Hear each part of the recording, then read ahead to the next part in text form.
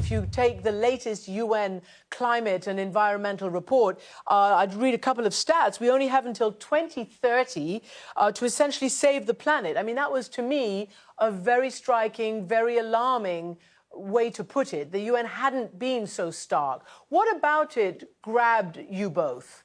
Well, I think the recent IPCC report just was part of a continuing trend. Every time they issue a new report, it's worse than the last one.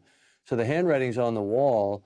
I think that, you know, the daunting thing is the average person kind of shuts down. They go into denial. I think, well, what can I do about it as an individual? You say, and some of the scientists say, that actually changing your diet is even more effective than changing the kind of car you drive. And also, this report basically saying that livestock accounts for 14.5% of global greenhouse emissions. And it suggests that people consume, as you say, 30% less. In other words, a third less, one meal a day. That's correct. Absolutely. So 14.5%, to put that in perspective, makes it the second largest sector for greenhouse gas emissions next to electrical generation. And it puts it in front of all of transportation combined. So all ships, all planes, all automobiles, and everything. So while it's wonderful to buy an electric car and so on, you're only attacking a smaller part of the problem. But changing our diet, our nutrition, is something we can do instantaneously if we choose to do it. And so it's the quickest way that we have for grabbing the thermostat of the planet and turning it down. All it takes is the will, the desire to do it. And that's where I think a book like Suzy's comes in very, very handy. And just remind everybody what it is about meat and the raising of meat to be eaten that causes environmental damage. Oh, gosh, all the way around the world. So if you've got biodiversity loss, deforestation, ocean acidification, dead zones, climate change, glaciers melting, you can connect the dots from all of those environmental issues back to animal agriculture. Yeah, it sounds crazy, but it's true. It's the single, like they're cutting down rainforests in Brazil to make cropland to grow feed for animals, for livestock. And it's ridiculously inefficient compared to just humans just eating the plants directly. It's like cutting out the middleman in a business deal. You know, you watch these documentaries on the environment, you read the stories, and it's devastating, and it's actually paralyzing. And you think, what can I do as an individual to really make a difference? And, you know, some people can't afford solar or an electric car, things like that. So the fact that everybody eats every single day, it's a simple, elegant solution. It's non-judgmental. You can just dip your toe in it. And what you're putting on your plate actually makes a huge difference towards not only climate change, but your health as well. Yeah, just the health of the planet.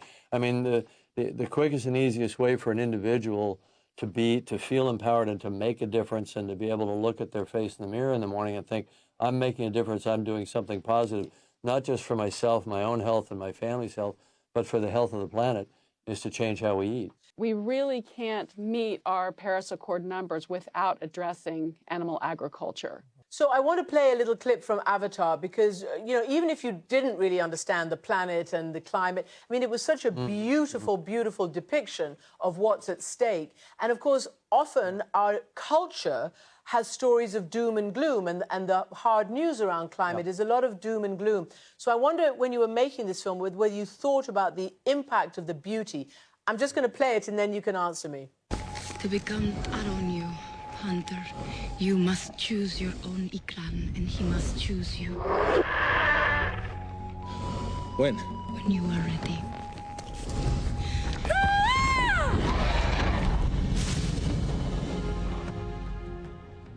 So it was obviously really very beautiful and had climate as its central theme, right? Well, I think we can't protect that which we don't respect and love, and I think that all people are born with a certain connection to nature, and then as we live in a more urban environment and the world is going much more urban, we tend to lose it. And I think Avatar was a reconnection to that kind of childlike state of seeing the beauty in nature and feeling a personal connection to it. And we quite consciously made the film beautiful. Movies tend not to be beautiful.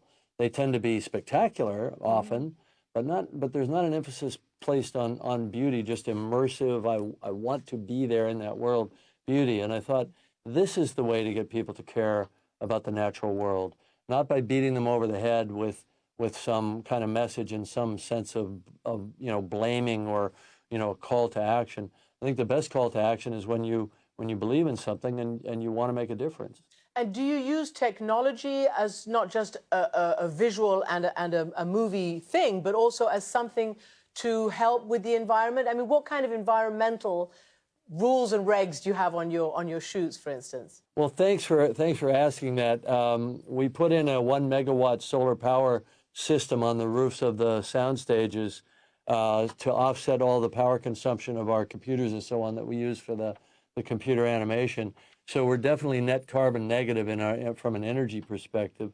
But I also took inspiration from Suzy's 1 meal a day program, and I convinced our crew, which is about 200 people, to eat plant-based during the day while they're on the production. So we serve only plant-based meals on the production. Our caterer, our restaurant there serves only plant-based meals, and I don't know, everybody's loving it every meal. Some people go off campus to eat at a restaurant if they want to. They have that choice. But people have accepted it. They've accepted the wisdom of it, and they like the idea that we're the greenest set, probably the greenest set in history. We make all our own power, and we eat nothing but plants. That's really interesting. Suzy, you both consciously say plant-based, and that is kind of the new term for what used to be called vegan, right? Was vegan a little bit alienating?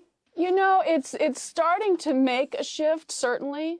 But initially, it was really a word that really revolved around becoming plant-based for ethical reasons. Animal cruelty. Animal cruelty. Yeah. And there are a lot of rules and regulations around that. Now, I've seen it just over the last 3 years. They're using it a lot, the word vegan, on a lot for marketing.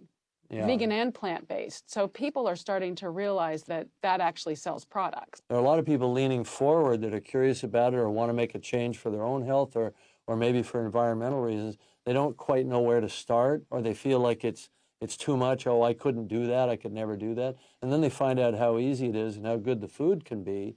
And it makes a difference. Yeah, and dipping their toe in just doing 1 meal a day. And typically they feel so great, they end up doing 2. So it's an easy way into that world. Right. So that's good. That's encouraging. Now, I want to ask you, what is it with you, James Cameron, and strong women? You have married a couple of strong women. There's one sitting right there by you. There's the director, Catherine Bigelow, who was once your wife, and your characters, whether it's Aliens, whether it's Terminator. I put my faith in women to change the world. I think men approach the world in a certain way that tends to be dominative and aggressive. It's just how men have been wired since the dawn of time, and it's expressed throughout our entire kind of Western colonial culture, that we expand through the world and we dominate nature. And we're going to have to change that worldview. And I think we need a more female, kind of goddess-based perspective that, we have to nurture life, we have to care for it. I think that the great conflict of the future is going to be between the takers and the caretakers. So the taker is a male energy and the caretaker is a female energy. So I've always respected that, and I've celebrated women in the films that I've made, and I'm lucky enough to be married to a very strong, powerful caretaker warrior